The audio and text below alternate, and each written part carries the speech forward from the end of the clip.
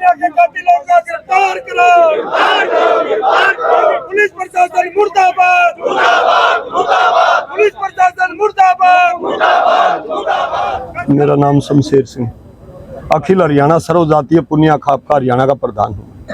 आज कैथल पहुंचे हैं, क्या एसपी साहब से मिले हैं गिरफ्तारी को लेकर, क्या कुछ कहना चाहेंगे? तो हमारे बाबूजी स्वर्गीय श्री चतर सिंह जी ने हमारी पुनिया खाप का प्रतिनिधि मंडल को निमंत्रित किया था इस मामले को लेकर के 10 दिन पहले। हम कैथल आए थे, उन्होंने सारी ट्रेजेडी हमारे को बताई थी। शास्त्री जी भी थे, हमारे खाप के उप प्रधान श्री नुनियाराम जी, हमारे खाप के प्रवक्ता भाई जितेंद्र जी, हम सारे साथी साथ में थे। और वो बड़े बेबस प्रतीत हो रहे थे। हम आश्वासन दे के गए थे जी आपको घबराना नहीं, आपको न्याय मिलेगा। मिला भाई 2 बार झूठे मुकदमे दर्ज करा दिए, मैं बाहर कैसे निकलूं? माँ जी आपको न्याय मिलेगा, आपको घबराना नहीं।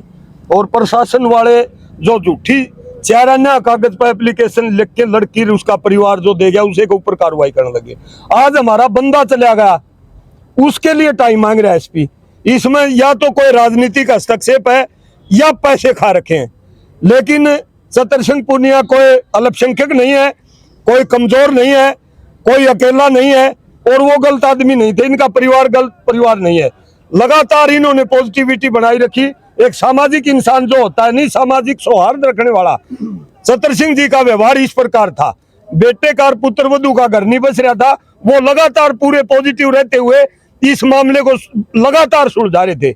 बहू ने और बेटे ने अंदर खाते तलाक कर लिया था, उस तलाक को भी दोबारा जुड़वा चतर सिंह जी ने। उनको क्या पता था ये हमारी सेहत मेरी जान का जोखिम मैं घर में दोबारा लेकर के आ रहा हूं पुत्र वधू के रूप में। वो चतर सिंह जी के प्रयास से दोबारा बहू इनके घर के अंदर आई थी। उसके बाद भी इन्होंने कितना बढ़िया फैसला लिया। भाई लड़की वाला पुत्र वधू का जो रिश्तेदार है कैथल के अंदर ही दूसरी कॉलोनी के अंदर, उस रिश्तेदार के मकान के अंदर ऊपर अपनी पुत्र वधू को बेटे को शिफ्ट कर दिया और खर्चे की जिम्मेदारी खुद ने ले ली। मैं सारा खर्चा दूंगा, आप अमन चैन से बच के दिखाओ। लेकिन वहां पर भी क्योंकि लड़की के मंसूबे अलग थे और परिवार को लगातार टॉर्चर करते रहे, उनके मंसूबे और ही थे। और तो हम ज्यादा ब्लेम क्या करेंगे उनको। तो वहां पर भी झगड़ा किया, दोबारा चतर सिंह जी को बुलाया गया। चतर सिंह जी की घरवाली और चतर सिंह जी लड़के को और पुत्र वधू को वहां पर समझाने के लिए गए। ये परिप्लान था। वहां पर जाते उनके ऊपर दोबारा फिर 376 का बुजुर्ग आदमी के ऊपर झूठा मुकदमा दर्ज करा दिया। इससे आहत होकर के और प्रशासन की तरफ से भी किसी प्रकार का बढ़िया न्यायप्रिय निर्णय न होने के कारण उन्होंने सुसाइड किया और सुसाइड नोट लिख करके गए। जो लगातार 4 सालों से जब से बेटे की शादी हुई थी, वो परिवार जो चहल परिवार है, बलबीर, दलबीर और कुलबीर और उनकी ये बेटी और एक उसकी पुत्र वधू की ताई, वो पांचों के पांचों लगातार इस सारे परिवार को टॉर्चर कर रहे थे, चरित्र हनन का कार्य कर रहे थे। पुलिस की तरफ से अब तक कितनी कार्रवाई हुई? क्या पुलिस की तरफ से अब तक कार्रवाई चतर सिंह के जाने के बाद में 0 है। एसपी साहब ने ये बोला सुसाइड नोट का जो कागज होता है उसको लीगली कानूनी रूप से टेस्टिंग के लिए भेजना पड़ता है। लेकिन हमने जो उनसे सवाल किए गिरफ्तारी को लेकर, उसमें एसपी साहब हमने मजबूर से दिखाई दिए। तो अब क्या कहा एसपी साहब ने? अब मिले हो आप? एसपी साहब ने तो हफ्ता 10 दिन का नाम लिया। हमारी खाप पंचायत ने फिर भी सामाजिक सौहार्द बरतते हुए 1 हफ्ते का टाइम दिया है। 1 हफ्ते के अंदर अंदर 5 कातिल जिनका चतर सिंह जी नाम लिख करके सुसाइड में गए हैं, उनको इन बिटवीन 7 डेज गिरफ्तार किया जाए।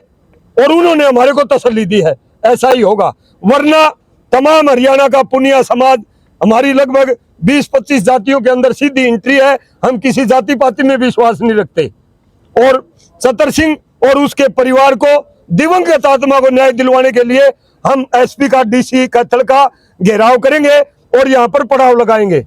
जब तक न्याय नहीं मिलेगा हम पीछे नहीं हटेंगे। इस सारे प्रकरण में अगर जल्दी गिरफ्तारी नहीं हुई तो यहाँ का पुलिस प्रशासन, यहाँ का एसपी और यहाँ का डीसी की भूमिका भी हमें संदिग्ध दिखाई देती है। हम इनको भी पार्टी बनाने से गुरेज नहीं करेंगे अगर जल्दी न्याय नहीं मिला। एडवोकेट जितेंद्र छात्र, अखिल हरियाणा सर्वजातीय पुनिया खाप का प्रवक्ता हूँ।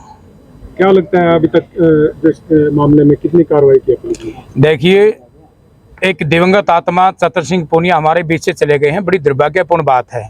इसके लिए हम कहीं ना कहीं हमारे समाज को प्रशासन जिम्मेदार है कि एक आदमी को कहीं नहीं लगा कि उसको न्याय मिलेगा, इसलिए उसको इस प्रकार का कदम चूमना पड़ा। बड़ी दुर्भाग्य की बात है आज इस युग में भी अगर कोई आदमी इस प्रकार से तंग होकर बेबस होकर और ऐसा लगता है कि उसको न्याय नहीं मिलेगा तो बहुत बड़ी लाचारी है। ये एक प्रश्न चिन्ह है हमारी न्यायिक व्यवस्था पर भी और प्रशासनिक व्यवस्था भी।